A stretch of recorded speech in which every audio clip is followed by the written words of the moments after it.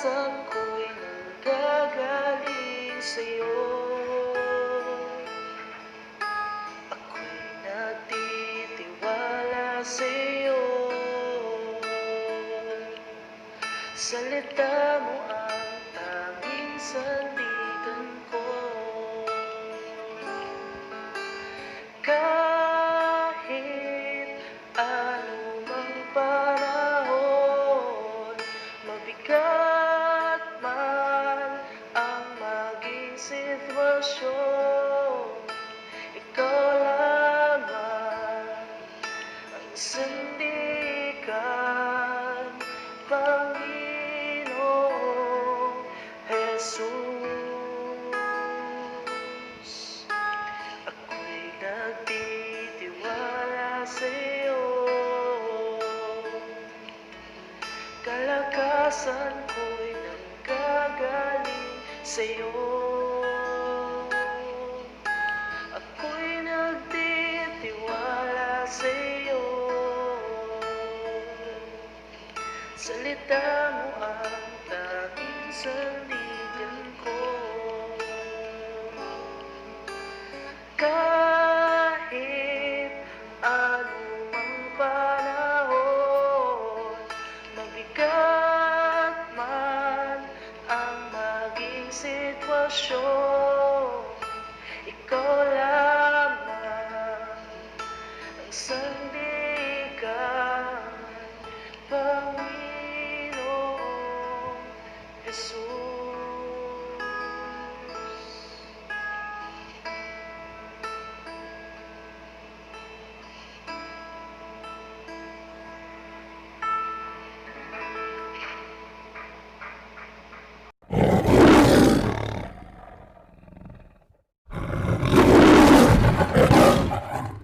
Ayan, muli po magandang araw po sa ating lahat sa pangalan ng Panginoon. Good morning po sa lahat ng ating mga kapatiran from UECC Central na nakasubaybay ngayon.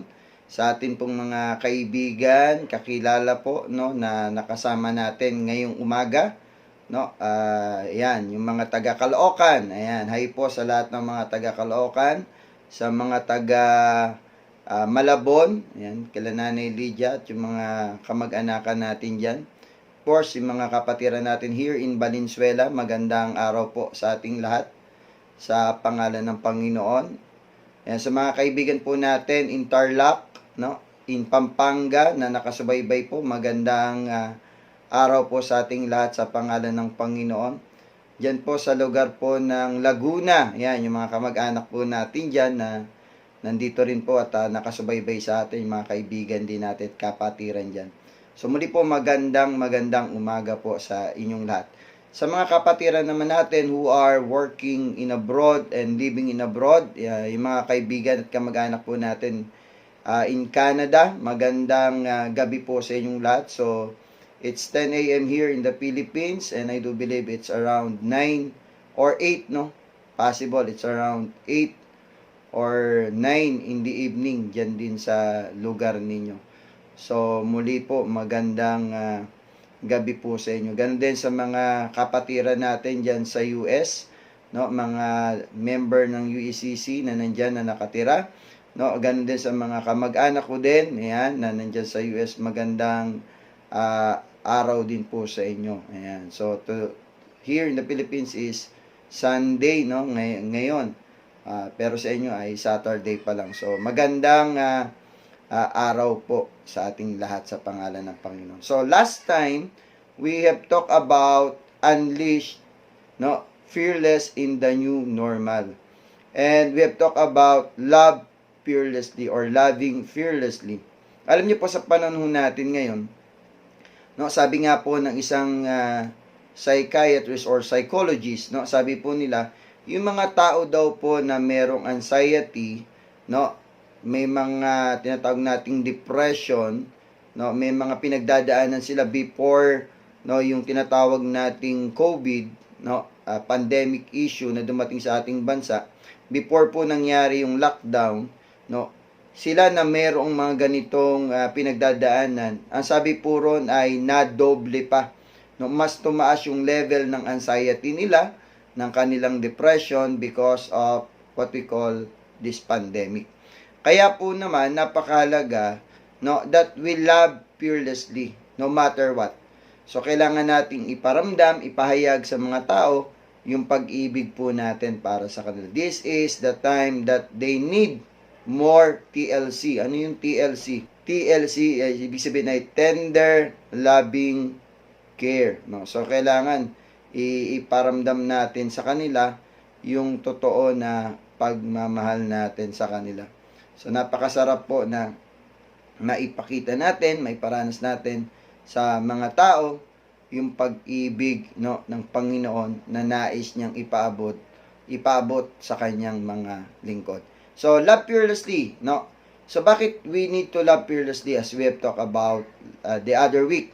No, sabi rito, God commands us to love these people. Napakahalaga na mahalin natin ang mga taong to. We are tasked to lead them. So, we cannot truly lead them unless we truly love them. No? Totoo po yan. So, tayo po ay tinawag ng Panginoon para pangunahan ang kanyang mga tao, ang kanyang mga anak, ang kanyang mga lingkod, pero hindi po natin sila mapapangunahan ng totohanan at ng tama kung hindi muna natin sila iibigin ng totohanan. Kaya po napakalaga. No? We are tasked to lead them and we cannot truly lead them unless we truly love them. Pangalawa po ay pinag-usapan natin the reason why we need to love fearlessly because doon sa text po natin in Joshua chapter 1 verse 1 up to 11, no, God's servant Moses have died. Yung pong lingkod ni Yahweh na nangunguna sa kanyang bayan, si Moses, ay namatay na. So these people are in greatly need of a leader who will truly love them like Moses. In our time, people are looking for leaders who will truly love them. Naghahanap po talaga sila ng taong masasabi nilang nagmamahal sa kanila. No? A lot of people feel rejected, no? Feel depressed, na po kailangan nila ng mga leader na totoong magmamahal at magmamalasakit sa kanila. Hindi lang yon why we need to love fearlessly because God Himself loves His people. No, mahal ng Diyos ang kanyang mga nilikha, mahal ng Diyos ang kanyang mga lingkod, ang mga tao, mahal ng Panginoon yan. So the Lord cannot stand to see His people abandoned and neglected. Hindi matitiis ng Panginoon na makita na ang mga tao na po ay mawalan ng pag-asa. No. So we can read that in Matthew chapter 9, no, verse 36. No, when Jesus saw the crowd, no, He had compassion in them. Bakit? Nakita ng Panginoon yung mga tao para daw mga tupa na walang pastol.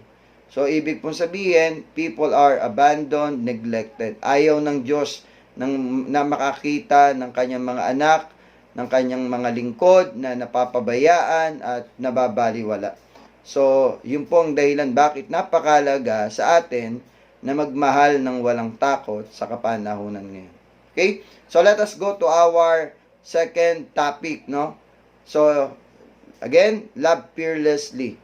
Okay, today we will talk about lead fearlessly. Lead fearlessly. Leading fearlessly. Ibig po sabihin ay ang pangunguna ng walang takot o pangunguna ng walang kinatatakutan. So, paano ba na ang isang katulad ni Joshua ay makapanguna ng wala pong kinatatakutan? No? O ng wala pong takot? How can Joshua lead this around 2 million plus people without fear? No, alam nyo, ang hirap manguna ngayon. If you are a pastor of a church today, no po, and right now we are going this pandemic, this crisis. Alam nyo po, pag hindi tayo prepare, pag wala tayong tapang, napakahirap pangunahan ang simbahan, ang iglesia na ipinagkatiwala sa atin ng Diyos. Especially if you are not prepared, nagulat tayo, nagulantang. Well, I tell you, lahat naman po tayo nagulantang. Even the largest churches that you can name of, lahat po yan nagulat. Wala pong may gusto nito. Kaya lang po, because they are large churches at naging part ng program nila yung digital platform, naging madali sa kanila ang mag-adjust. At sa atin na maliliit ang mga iglesyang hinahawakan at hindi tayo nakatutok sa ganitong ministry, no, at tayo nabigla ng ito na ang new norm, no, ay meron tayong mga major adjustment. Kung iba ay minor, tayo naman ay major adjustments. Pero hindi po tayo dapat mangamba at matakot. Bakit? Ang ating iglesia, bagamat maliit, no, at yung iba ay malaki, maniwala kayo mga kapatid, yung Diyos na pinaglilingkuran nila, ng mga kapatiran natin in a larger, what we call setting, no, yung mga mega churches na tinatawag natin, yung Diyos po nila ay Diyos din natin. Yung pinaglilingkuran nilang Panginoon ay Panginoon natin. If the Lord that they serve will not, no, leave them and abandon them, the same Lord will also take good care of us and the church that He had entrusted us. Kaya po mga kapatid, we can lead fearlessly. Okay, tingnan natin yung buhay ni Joshua. So, sa chapter 1 po ng Joshua, no, the Lord said, my servant Moses died. At ang sabi niya, Joshua, I chose you to lead my people. Okay, the only thing you need to do is to be brave and be courageous. No, yun po yung yung task na binigay kagad kay Joshua, napakaliwanag eh. So how can we lead fearlessly? How can Joshua lead fearlessly? Number 1, okay, mabilisan po. Ang ganda nito mga kapatid eh.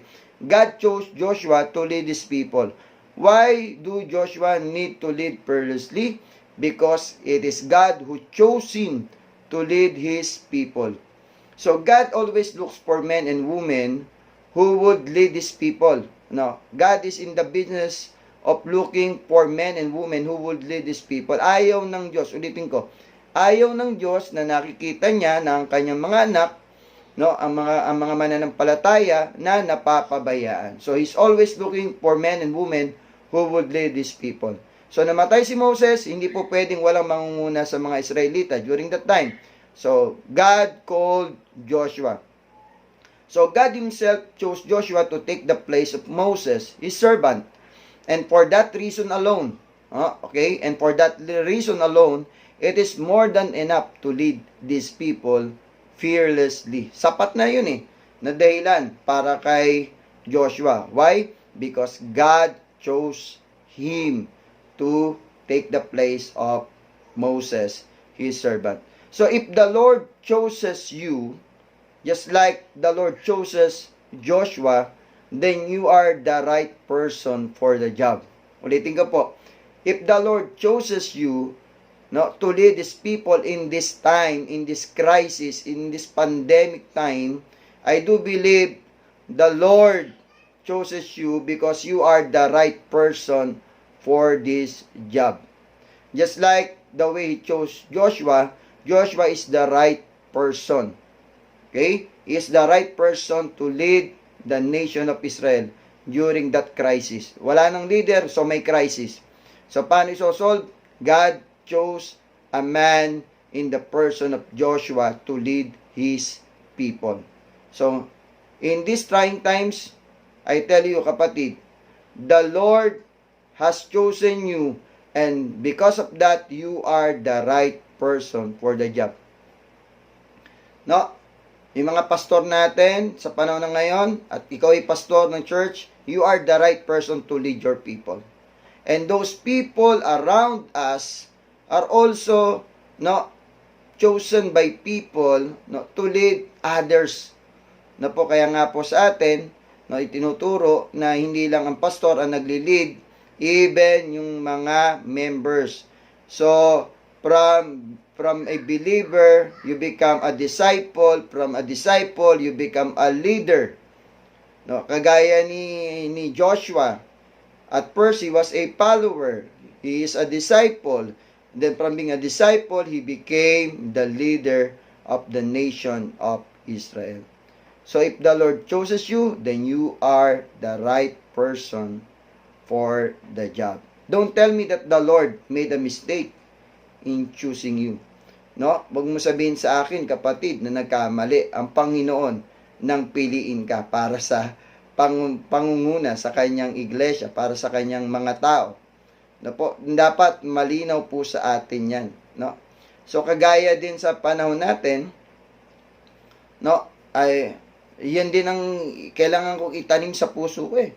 Hindi nagkamali ang Panginoon nang ako ay piliin niya para pangunahan ang kanyang mga anak.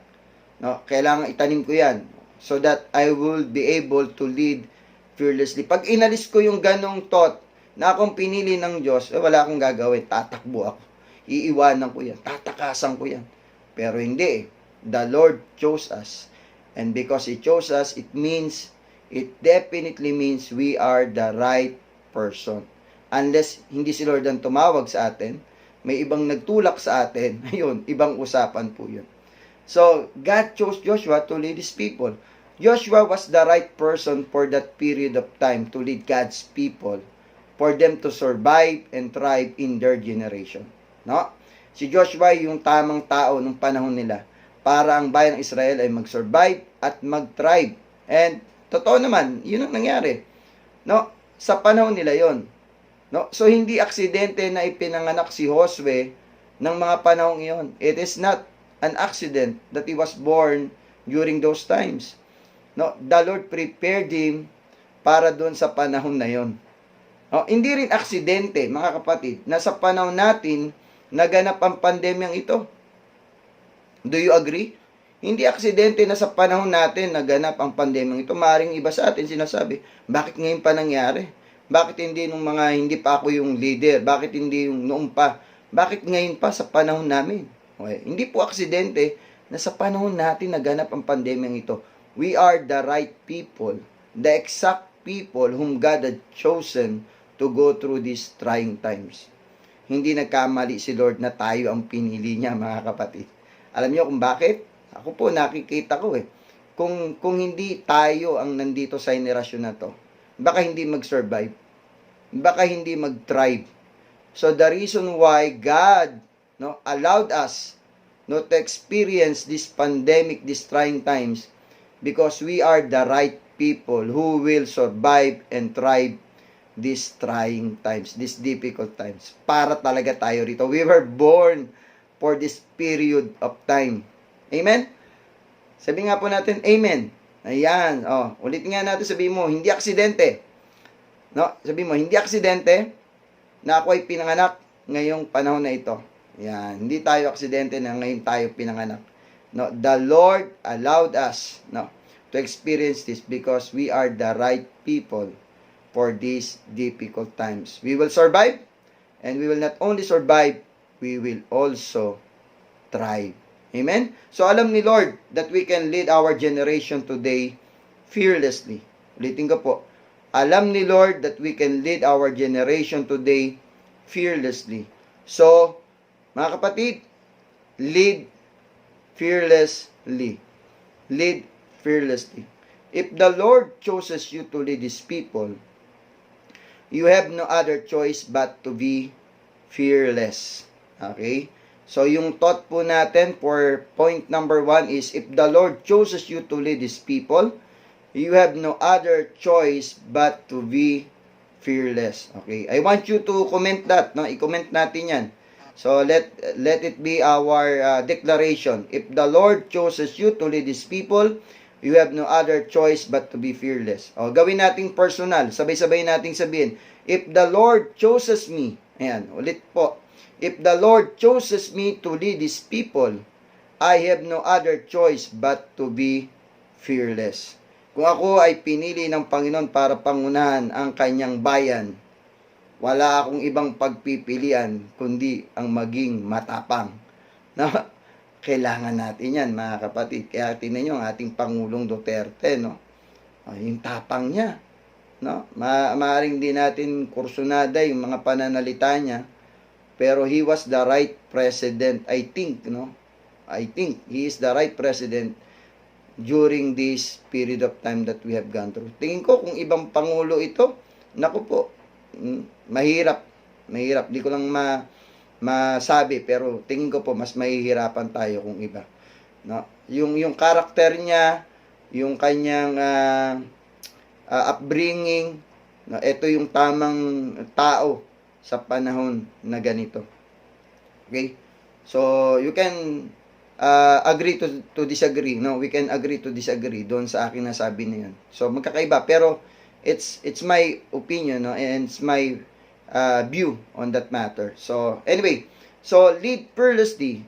Okay, sabi natin we need to be fearless because God chose Joshua to lead His people. In the same manner, God chose us to lead His people in this generation. Okay, number 2. Okay, why do we need to lead fearlessly? Because God had planted in Joshua a spirit of a victor. Bakit pwedeng mag-lead si Joshua fearlessly? Because God had planted in Joshua a spirit of victor. Yun yung isang bagay, no, na napakagandang makita natin in the life of Joshua. Hindi niya ganong pansin ito, pero the Lord had planted in him a spirit of victor. Merong spirit ng isang mananagumpay na itinanim ang Diyos sa buhay, no, ni Joshua, sa pagkatao ni Joshua. So when we read the Bible, no, so makikita natin si Moses nung mamamatay siya, hindi siya nangamba Hindi siya natakot na paano na ang bayan mo, Panginoon, paano na ang bayan ng Israel, mamamatay na ako. Pwede siguro kung takot na takot itong si Moses, pwede sabihin, Lord, extend mo pa yung buhay ko. Hindi pa na itatawid ang mga Israelita. Hindi pa nila nararating ang lupang pangako. Extend mo pa ang buhay ko. Pero hindi. Moses have died in peace, knowing Joshua could take his place. Namatay ng may kapayapaan sa kanyang kalooban si Moses, sapagkat alam niya yung kanyang kanang kamay, yung kanyang alaga, no, yung kanyang disipulo si Joshua ay pwedeng humalili sa kanya. Bakit? Because Joshua had worked hand in hand with Moses. He was trained by Moses himself. Ang nag-train mismo sa kanya, si Moses. Ang kasama niya palagi, si Moses. No? Joshua is well versed with the law of the Lord. Dahil si Moses, lagi niyang kasama, pati siya nahawa. Alam niya rin yung mga kautosan. He is well versed. He is well-mannered. Yung kanyang behavior po, mga kapatid, na po ay the same as Moses. Na po may kabanalan, may righteousness sa buhay ni Joshua. Joshua is obedient and submissive. Makikita natin yan sa buhay ni Joshua. Whatever Moses commanded him, he obeyed and submitted himself. Hindi po siya kagaya ng ibang mga Israelita during their time na angal ng angal. Maraming reklamo, maraming bulong-bulong. No, Joshua obeyed and submitted himself, no, to Moses' authority. Kaya kakaiba. Kaya alam ni Moses in his heart, no, he can die peacefully because he has Joshua to take his place. No? And the Lord himself planted the spirit of victor in Joshua. So, tingnan niyo po, Joshua became a seasoned warrior. So, maaaring hindi ito pansin ni Joshua, but when we go back, no, to Numbers 13, to Exodus 17, verse 8 to 10, naku, makikita natin, iba yung espiritu ni Joshua. Mandirigma ito. Spirit of a victor ito. Kaya po dun sa Numbers 13, na po, nung pinapunta sila doon para mag-spy, no, in 12 spies, no, yung 10 bumalik, puro takot ang naramdaman. Pero silang dalawa, no, si Caleb at si Joshua, iba yung sabi nila. Moses, tara na, i-claim na natin ito. Let us claim it. Atin na to. Alam niyo, yung mga nakatira, puro higante. Kaya yung iba, takot na takot. Ito pong pandemya na ito, tingin din ng iba, nakakatakot, parang malahigante. Ganyan naman ang tao, pagka nabigla ka, nagulat ka, at unprepared ka, ang tingin mo sa problema, kahit na maliit, lumalaki, na-highlight. No po? Pero ito pong si Joshua, hindi Sabi niya, tara na, i-conquer na natin, sakupin na natin, i-claim na natin. Why? Because he is a seasoned warrior. No, he has a spirit of victor in him. Exodus chapter 17 verse 8 to 10. Na po ito, pamilyar tayo rito nung si Moses ay sumampa doon sa burol at tinataas niya yung kanyang dalawang kamay habang nakikipaglaban si Joshua. Sabi po ron sa verse 8, no, inutusan ni Moses si Joshua, sabi niya, Josue, pangunahan mo ang ating bayan para sa pakikipaglaban sa mga Amelisita doon sa Battle at Rephidim. Na po, sabi ni Moses, pumili ka ng mga makakasama mong mandirigma, pangunahan mo sila. At ang sabi po ron, at sumunod si Josue. No, pumili siya ng mga makakasama niya sa digmaan at pinangunahan niya ang bayan ng Israel. Hindi siya nagreklamo eh. Hindi sinabing, Lord, bakit ako? Iba na lang. No? Why? Because he has a spirit of victor in him. Alam, hindi man nagsasalita si Josue, yung espiritu ng mananagumpay sa kanya nagsasabi, kaya mo yan. No? Kaya mga kapatid, check mo yung espiritu na meron ka. No? Baka hindi mo lang napapansin yan. Sumisigaw, naguhumayaw, sinasabi sa iyo, kaya mo yan. You have a spirit of victor in you.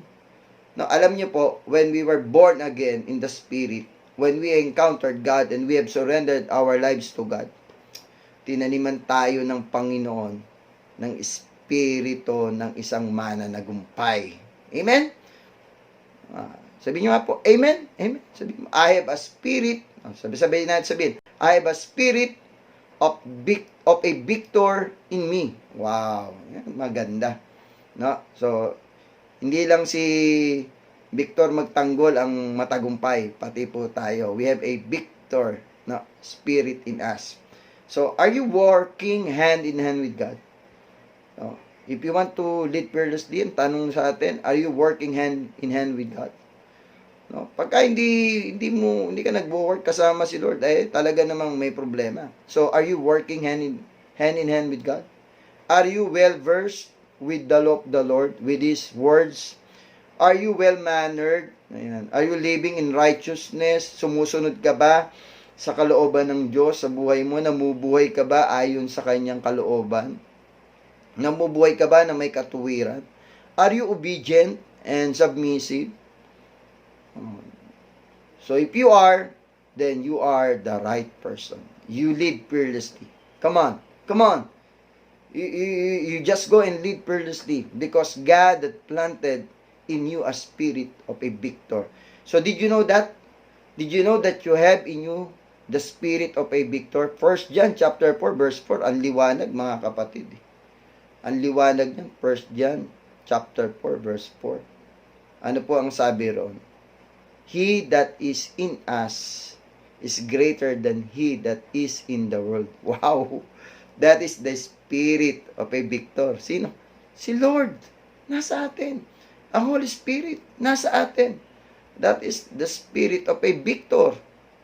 No, we are not created to be victims. We are not called to lead to become a victim. We are called to lead to become a victor. Actually, hindi pa nga tayo naglilid Andun na yung spirit ng pagiging victorious sa atin. So, the small victories you've had with the Lord, no? Yung small victories na meron tayo, pastor, wala naman akong malaking tagumpay na naaalala, wala akong malaking digmaan na kagaya ng mga mahusay na pastor na pinagdaanan. Naku, mga kapatid, hindi natin kailangan ng malalaking ganun. Yung maliliit lang sapat ng dahilan. Yung maliliit na tagumpay na ating napagdaanan, sapat na pong dahilan yun para i-lead natin ang ating mga tao, ang ating church, ng sama-sama. Yung small victories mo, idagdag mo sa small victories ng katabi mo. Idagdag mo sa small victories ng ibang kasama natin. Pag nagsama-sama yung mga small victories na yan, nagiging malaking victory yan. Ulitin ko po, yung maliliit na victory ng bawat isa sa atin, pag pinagsama-sama natin yan, ang katumbas po niyan, malaking tagumpay po. Amen? Malaking tagumpay yan. So, the small victories we had with the Lord made us qualified to lead His people. Yung maliliit lang. Kilala naman natin si Haring David. No? David made small victories before he defeated Goliath. Bago naging malaking tagumpay ang meron si David, maliliit muna. Nakipaglaban siya sa oso. Nakipaglaban siya sa leon. O sa kanya nakakalaban ngayon yung malaki. O, unti-unti lang. O so nakalaban na natin yung maliliit. Ngayon, ito naman. Pandemic naman. Pandemya naman. Kaya to. Sabihin mo sa sarili mo, kaya to. No? I have a spirit of victor in me. Kaya to. Mga kapatid, kaya yan, no? So, ano yung thought natin on this second point? The one who knows how to celebrate small victories has a spirit of victor planted in him. Ulitin ko po. The one who knows how to celebrate small victories has a spirit of victor planted in him. Yung tao na mayroong kakayahan na i-celebrate, i-recognize yung malilit na victory niya, no, ay meron siyang espiritu ng mananagumpay na nakatanim sa kanyang pagkatao. Bakit? Kasi alam niya i-celebrate yung malilit na victory. No? Alam niya eh. Sapagkat merong nakatanim sa kanya. At ganun din sa iyo, kapatid. Ganun din sa iyo. Amen? Okay, last. Ayan. Nasa panghuli na tayo. Last point. Now, lead fearlessly. Si Joshua, he was able to lead fearlessly. Why?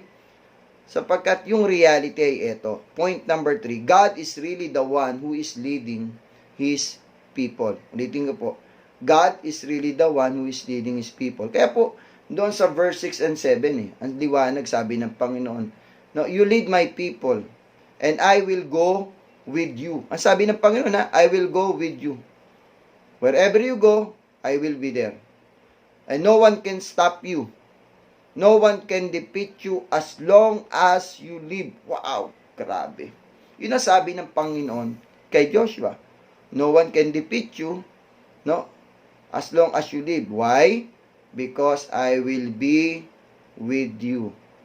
Sabi pa nga ng Panginoon, kung saan ka man tumapak, sa iyo yun. Wherever you go, it will be yours. Wherever you laid your foot, it is yours. Sa mo itapak yung paa mo, sa iyo yun. Ganun katindi si Lord eh. Why? Because He is really the one who's leading His people. Alam nyo, si Joshua, kung makikita niya ito at maunawaan, at naunawaan naman niya, sa totoo lang po, naunawaan naman niya. No? Kaya po yung takot, nawala kay Joshua. Nawala eh. Eh naman sinasabi ng Panginoon sa kanya eh. Be of good courage. Be brave and of good courage. Why? Because I will be with you. Sino ang kasama niya? Ang Panginoon. The Lord of hosts. No? Ang Panginoon ng mga mandirigma. Ang Panginoon ng mga victor ang kasama niya. Kaya po, napakaganda mga kapatid. Makita natin ito.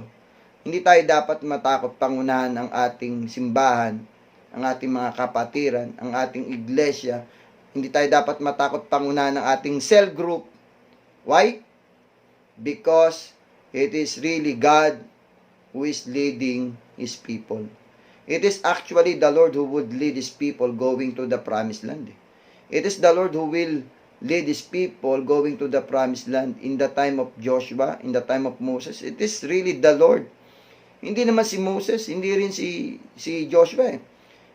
Do you still remember yung pong conversation ni Lord at ni Moses sa Exodus 32 and chapter 32 and chapter 33? So Moses argued with God. Sabi ng Panginoon, lilipulin ko na yung mga tao niya. Sabi ni Moses, wag. Ikaw ang tumawag sa mga ito, bayan mo ito.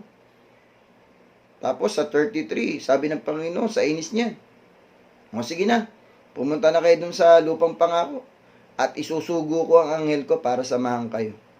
Ano ang sabi ni Moses? Ha? Anghel? Isusugo mo? Wag na lang. No, kung hindi mo kami sasamahan, wag na lang. So Moses argued with God. We are your people. So you better be the one to lead us. Ayaw namin ng angel. Gusto namin ikaw. Ayaw namin ng mga sugo mo lang. Gusto namin ikaw. No, kung ayaw mo, wag na lang. Ayun ang sabi ni Moses eh. No, kung ayaw mo kaming samahan, kung ayaw mo kaming pangunahan, wag mo na lang kaming papuntahin doon. Never mind. Wag na. O, sino ang naglilid talaga? Si Moses? Si Joshua? O si Lord? Si Lord talaga eh. No? Yeah?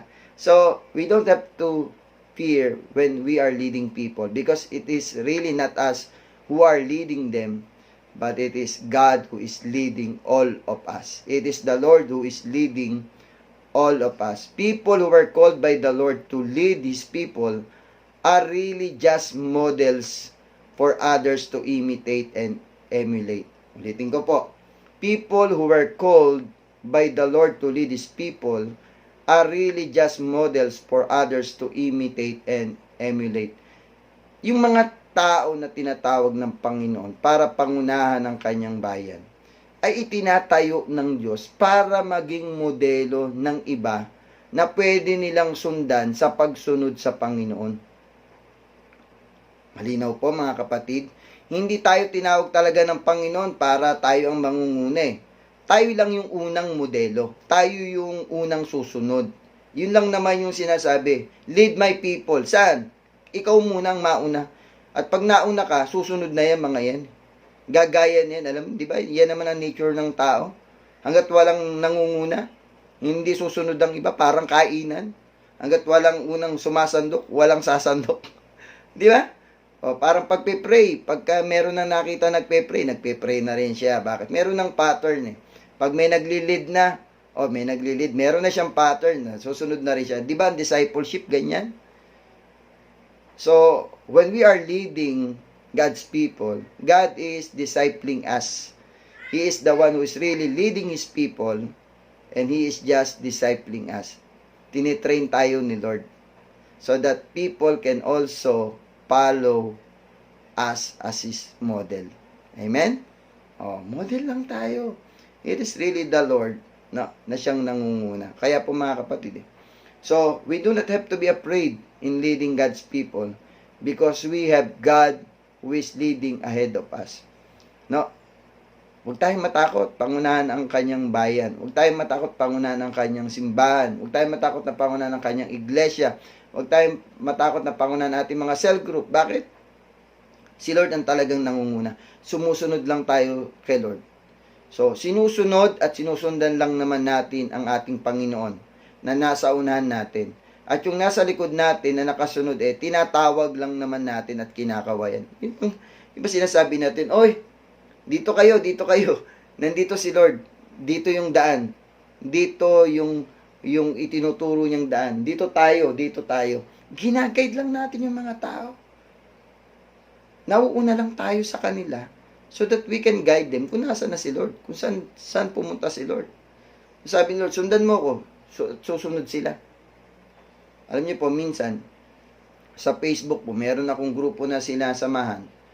No, nag-post po yung pinaka Facebook creator namin. Ang sabi po doon sa page, ang sabi niya, mag-post na kayo ng picture ninyo, mag-send kayo ng details ninyo, name, full name, address, tapos litrato nyo, mag-send na kayo. Alam nyo po, 2 days na nakakalipas, wala pa nagsesend ng picture, wala pang nagsesend ng details. At ang sabi nung page creator, yung pastor, sabi niya, Pastor King, pwede bang ikaw na ang mauna na mag-post ng picture mo at ng detalye mo? Ulitin ko po. Ang sabi niya, Pastor King, pwede ba ikaw na ang mauna? Alam niyo kung bakit? Sabi niya sa bandang huli, para may sumunod at gumaya na. Hindi naman ako nagli-lead dahil ako yung leader. Hindi ako nauna mag-post dahil ako yung leader. Hindi po. Kundi para lang may maging pattern. Para meron silang paggayahan. No? Ganon din po sa church. Ganon din sa cell group. Ganon din sa buhay natin. We just need to obey and follow God and lead fearlessly because God is walking ahead of us.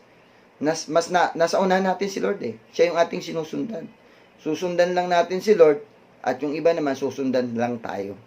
So, sunod-sunod lang tayo. Ulitin ko po, magkakasunod lang tayo.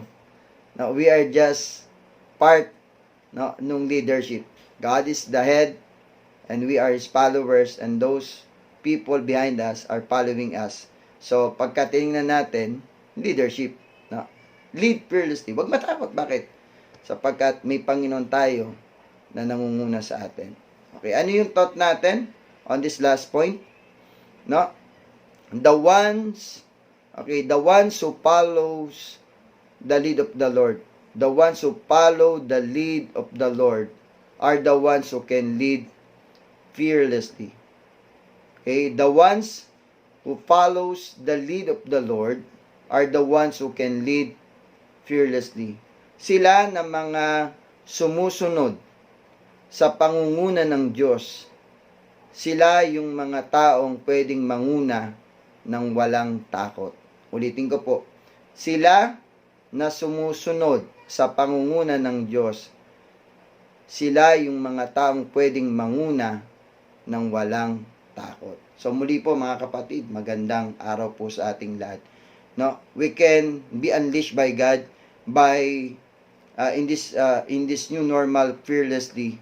When number 1, we love fearlessly, and number 2, when we lead fearlessly.